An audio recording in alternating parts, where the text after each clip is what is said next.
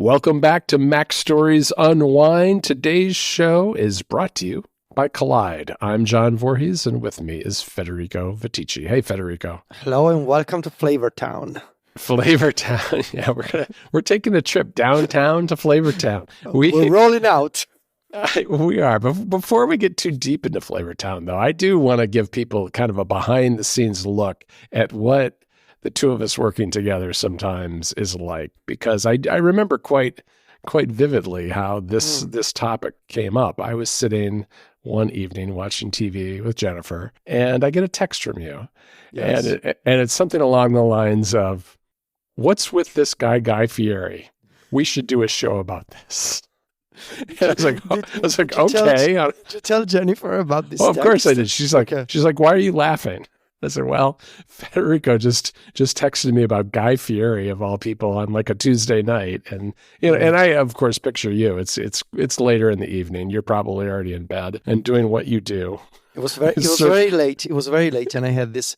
It was like a shower thought, but I was not having a shower. I was just like, but I was in that vibe. I was like in that showery vibe, but sitting in bed, probably doing something else, like working on shortcuts or just buying stuff on Amazon. I don't remember. And I don't know how or why my brain made that connection. It was like, I keep seeing like, and this used to be more a thing like on Reddit or on Twitter back in the day, like these memes with this guy, this American guy who also happens to be named Guy Fieri. With this blonde hair, like bleached blonde hair, I would assume. Right, like platinum, basically. Like platinum hair. And the sunglasses either on his face or also on sitting on the back of his head for some reason. Yes. And this guy, just these memes with this Guy Fieri guy. And I remember like years ago, I read something about Guy Fieri and how he's like a chef.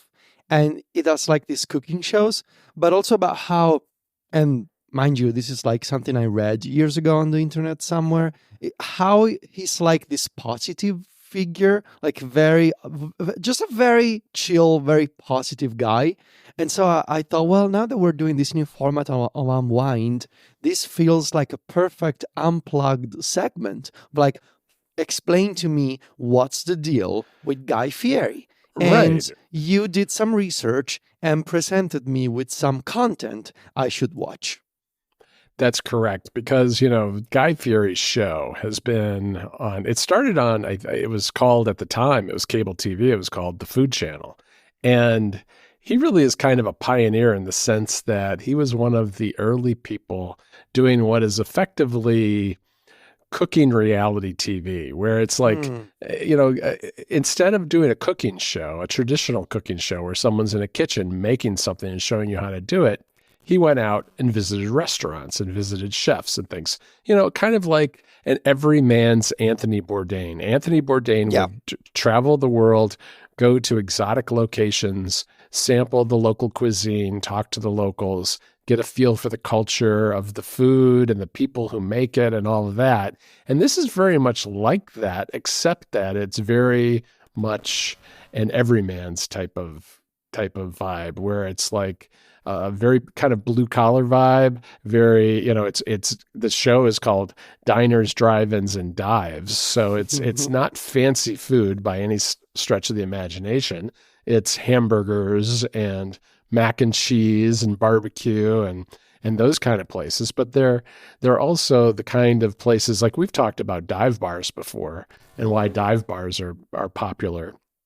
And it's the same kind of thing. It's like that local hangout that you have that not necessarily everybody knows about, or maybe everybody locally knows about it, but not everybody in the broader area knows about it, because they just make really good food and they've been open forever and you love them. And that's kind of what the premise of the show is. He tours the United States, going to these out-of-the-way places, to these out-of-the-way restaurants. And over the years, I mean, this show's been on for, I think there's something like 40 seasons, maybe? Yeah. And thanks to the internet, you can actually navigate the places that Guy Fieri has visited by state and by city by going to these websites and kind of figuring it out. Which is what I did, because I went to basically the various places I've lived in the U.S. and visited multiple times, and I picked out a handful of places for us to talk about that Guy Fieri has visited, both in the let's see, where did I picked two in the Chicago area, and one in Ann Arbor, Michigan, which is where I grew up as a kid. So we got three places to talk about. What I guess first, before we really get into like individual places that I want to talk about, I want to know what your reaction to the show was. Yeah, so my couple of reactions. First of all, I love Guy's energy, and just I can confirm what I read on the internet a few years ago. Like it just looks and sounds and behaves like a real fun person to be around. Like I just love his energy, vibe, and how he talks to chefs, to restaurant owners, to the people who go to a diner. Just it was one of those shows, like the clips that I watched, the segments that I watched. Like this is the type of program that I could just put on and watch and binge watch forever. Like Well, since you've got Max, you can do that, Federico. I mean, exactly. I signed up. I used a VPN. I signed up with my App Store account, and so I can use it from Italy. So I love the vibe. And the second reaction was, my God, you folks in America eat some things that should be illegal, and I have no idea how most people in America don't don't have serious health consequences from the things they eat. I mean, well, I think a lot of people do, but I think a also lot of think people a lot of people do. That's the issue, I guess. yeah, I think it is. But I think a lot of people in America would look at some of the things served in other countries and have the exact same reaction, which we'll get to. We'll get to that. But I get where you're coming from. And yes, these are not health food locations that we're talking about by any No. stretch of the imagination. These are the kind of places that it's okay. I'm gonna tell everybody here that when we talk about these three places, you can go to these. Just don't go every day. Because Yeah. it's not going to be good for you to go to these every day. Yeah, there was a guy in one of the restaurants. It's like I come here 5 days a week, but don't tell my wife. And I got bad news for you, buddy. You're on TV. Right, exactly. Now it's interesting. So Guy Fieri has been doing the show for a long time. He has his own chain of restaurants in the U.S. What is Flavortown? Is it just an expression that he uses, or is it like an actual place? It started as that, right? It started as kind of a catchphrase, and it's become a whole brand, I think. And that's okay. and his restaurant, I think, is called that too. And one of these restaurants opened in Times Square in New York City, and it got probably the most scathing review ever, I think. Oh no! I can't remember if it was the New York Times or or something like that. Anyway, it got panned because it was not particularly good. I can't say one way or the other. I've never been to a Guy Fieri restaurant. I who knows? Who knows? Yeah. Well, the top question on Google when you Google Flavortown is there a real place called Flavortown? Fieri refers to a fictional town known as Flavortown on his shows on the Food Network. In fact, he is the self-proclaimed mayor of Flavortown. Okay. One of the things I noticed, Guy loves tender meat. He always comments on how the meat is tender. And also something that I noticed, and that sort of helps the positive vibe of the show. Sometimes some of the chefs use some like odd ingredient that is not familiar with, and instead of just criticizing them, it's like, interesting, I want to try that. This is like it's very open to things he hasn't tried, and that I think contributes to the overall sort of chill, positive vibe of the show. Right. Because like in Italy we have some. So we have the Food Network also in Italy, and Sylvia and I, we like to put it on sometimes when nothing else is on TV. Just put on the Food Network, and there's some of similar shows based on this format, right? There's a popular chef going to check out other restaurants. There's multiple programs along these lines, but it's not uncommon to have the chef going to visit a restaurant. And when they talk to that restaurant's chef and they mention some different process that they follow or some different ingredient, they start criticizing them, and that Oh. sort of becomes like an argument between them. Whereas Guy is like, interesting, I want to try that, and like it is very like that sort of constructive approach. I think it really helped. Yeah, I think it's good in the sense it's good in that way, and that it's very much that kind of show that you can put on, and it's really There's no drama. I there's guess no there's drama. It's inoffensive. Everybody's just trying to everybody's enjoying their food and talking about the good time they're having. It's like yeah. everybody's having a little party, so it's kind of fun. This episode of Mac Stories Unwind is brought to you by Collide. If you work in security or IT and your company has Okta, this message is for you. Have you noticed that over the past few years, the majority of data breaches and hacks you read about have one thing in common? It's employees. Hackers absolutely love exploiting vulnerable employee devices and credentials, but it doesn't have to be that way. Imagine a world where only secure devices can access your cloud apps. In this world, phished credentials are useless to hackers, and you can manage every OS, even Linux, from a single dashboard. Best of all, you can get your employees to fix their own device security issues without creating more work for your IT department. The good news is you don't have to imagine this world. You can just start using Collide. Collide is the device trust solution for companies with Okta, and it ensures that if a device isn't trusted and secure, it can't log into your cloud apps. Visit collide.com/MacStoriesUnwind to watch a demo and see how it works. That's KOLIDE.com/MacStoriesUnwind. Our thanks to Collide for their support of the show. All right, I want to go through three places with you, Federico, in chronological order. So I put these in our notes actually from most recent to oldest, but I want to start with Crazy Jim's Blimpie Burgers in Ann Arbor, Michigan, okay? Because I have not lived in Ann Arbor in decades now. I grew up there, and I've only been to Crazy Jim's a handful of times, but it's an institution. It's been, I think they said in this episode that it's been around since the 30s, so nearly 100 years. And the guy who runs it started as a college student there, and the woman who was doing the cooking behind the counter started when she was 14. And they're still there last time. And those two people were still there when I last went, which was probably 10 years ago now.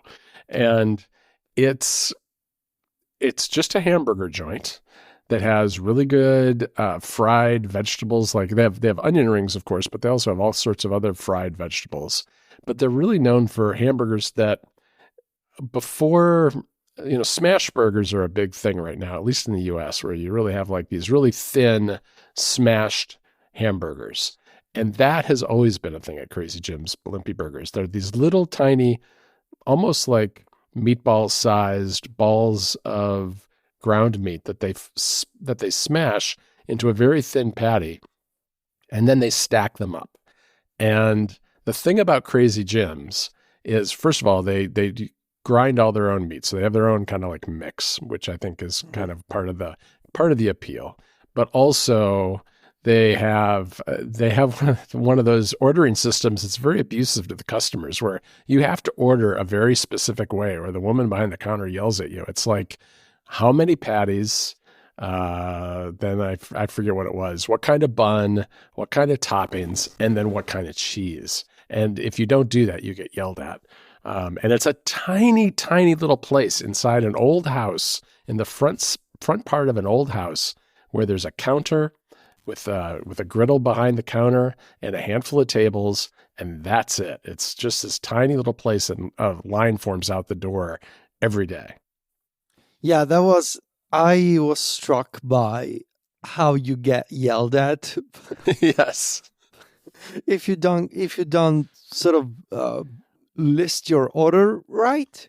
That's a vibe for sure. There are some places like that in Italy. Not you gotta be in the mood for that sort of interaction. I think Obviously, I was also struck by the fact that some people go there to have challenges as to how many patties they can eat in a single Yes. sitting. So there was there was the guy they interviewed who sort of held the record for Crazy Jim's, which is 40 patties in a Oh, single sitting. There was also a young girl, a hockey player. She was turning 21 on the day of the recording of the show, and she wanted to eat 21 patties. And there was another guy going for 20, a personal record. And that is such an American thing, like these people who sort of push the limits of how much they can eat. hmm. But I mean, to be fair, the burgers looked amazing, and They are very good. the They and are. like a common thread in watching all these segments was like, I am really hungry right now, John. Like I am too. watching all this food, like I am really hungry, and that burger place, um, looked delicious. I gotta say, it was really, really, really, really good looking. Yeah, yeah. No, I can confirm that it's very good. And I can confirm in high school that I had what they called the quint, which was 5 patties at The once. quint. The quint. Well, that was when I was a teenager. I wouldn't do that today. That's a lot of meat. That's a lot of meat. Yeah, it's a lot of meat, but it's really, really, really good. Mm. All right, we're gonna skip to Chicago, and we're gonna skip to a barbecue joint on the north side of Chicago called Smoke. Smoke. Great name. Yeah, Smoque, Smoke Barbecue. And I always kind of like this place because it's a bunch of former IT consultants who Yeah. decided they were obsessed with barbecue, and they decided they were going to bring the best of all different varieties of barbecue from Yeah. around the United States to Chicago. And I'll tell you, we used to, Federico, when we were living in Chicago, we would drive into the city to get this, buy stuff from these people, to cater parties for at our house out in the Yeah. suburbs because it was so good. And we drive into the city and get big trays of brisket and baked beans The and brisket looked amazing. So all the yes. but I mean 13 different spices, like Hmm. ingredients in the rub. They also used vinegar and Coca-Cola, which is like, I think it's the first time I've heard of people doing that. Like so much sugar in all of these things, right? So much sugar everywhere. Yes, I think that was in the barbecue sauce for the ribs. I think the brisket was mostly a dry rub of spices, but it included citric acid, which I know that you were a little Citric surprised at. acid. So I was really surprised at citric acid, which is usually like, I know that Sylvia has used it as a cleaning product.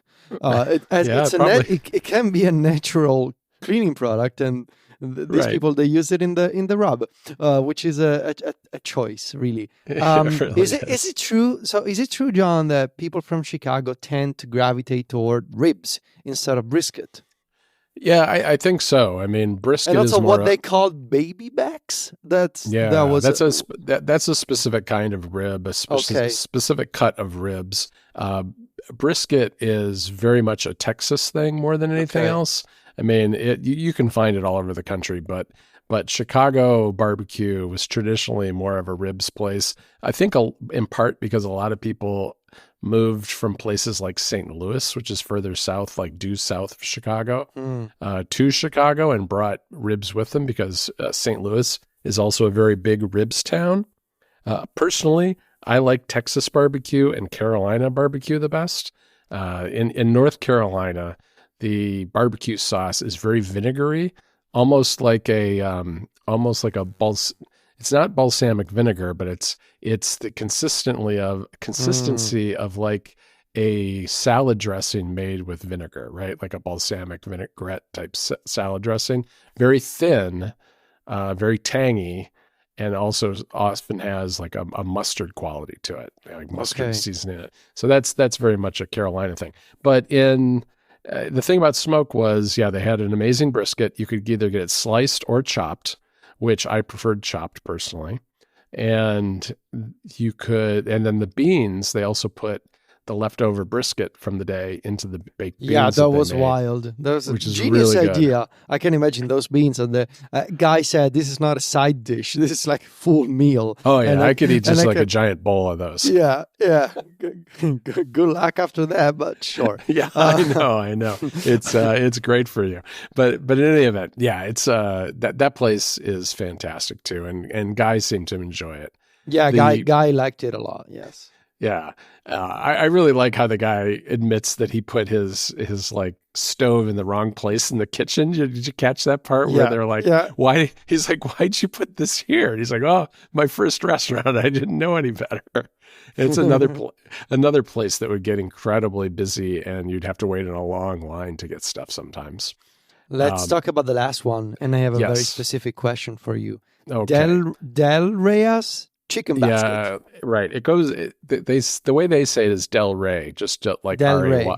Yeah, Del Okay. Rey's Chicken Basket in Willowbrook, Illinois, which is on the old Route 66. And this was literally less than 3 miles from where I used to live in the Chicago suburbs. And it's a fried chicken place with a bunch of other stuff. I mean, I actually didn't get the fried chicken very often. I'm not a big fan of Hmm. fried chicken with bones. They made something called chicken fried chicken, which Wait, is what? so there's a dish in America called chicken fried steak, which is very hard to describe what that is. It's basically meat that's fried like you would fried chicken. And Okay. that's why they call it chicken fried chicken. It's chicken fried steak. So, but they made chicken fried chicken. So it's basically chicken breasts that were done like fried chicken, but they didn't have any bones. So they weren't exactly like giant chicken tenders or anything, but it was more of a chicken fillet that's been Okay. treated Okay. the same Yeah. way as fried Yeah. chicken. So that's I get typically it. what I would have. And they also had a very good, what they called corn pudding, which Ooh. was a hard to describe. I think it was corn baked with cornmeal and eggs and other things. So it was like not really a pudding as much as a, a baked thing, baked corn basically.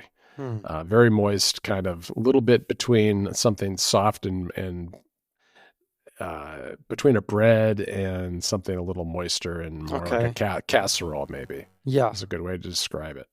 Yeah. That place mentioned. I mean, the chicken looked fantastic, and I mean how they let it sort of marinate in the salt for like a full day. They don't touch Hmm. it.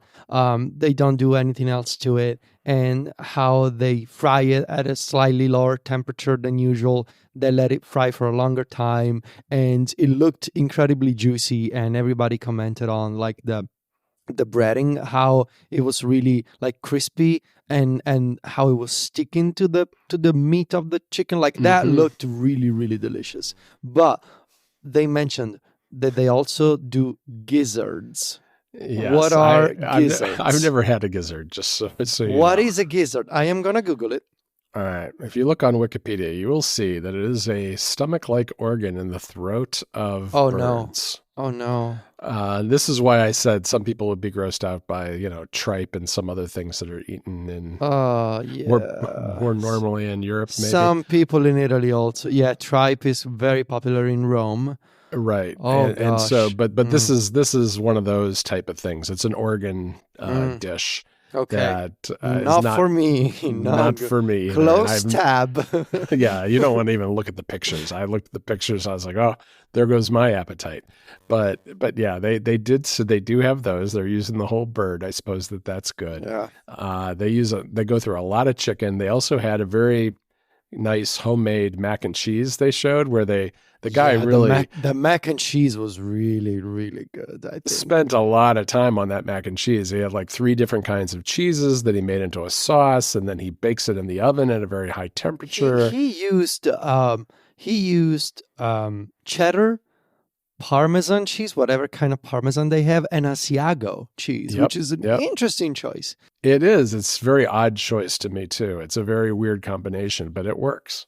Yeah. Well, I gotta say, John, I now that I have a renewed Max subscription, I might as well just keep watching more Guy Fieri content because I don't know. It's like it's this uh fun-loving, tasty window into America Oh yeah. that is very much my vibe. I discovered. And a lot of it is small town America too. Not Yes, all of it. Not all of yes, it. I mean, there's Chicago places in there, but a lot of it's smaller towns, places tucked away in various corners of the US. So it's kind of a fun cultural thing that way too. yeah. So the deal with Guy Fieri is that he's a good guy eating tasty food, visiting good places in America where you can eat American stuff. And thumbs up from me, John. All right. Thank you for educating me on Guy Fieri. All right. Well, sometime when you visit America again, we'll have to find a Guy Fieri place Go to and Flavortown, go to baby. We're Flavortown going there. together. All right, Federico. I think that's it for this week. You can find the two of us at macstories.net. We're also on Mastodon. Just go to vitici.macstories.net or johnvorhees.macstories.net or both. You really should do both to follow us on Mastodon. We're also on Instagram where Federico is at Vitici. That's VITICCI. And I'm at John Voorhees. JOHNVOORHWS. Talk to you next week, Federico. Ciao, John.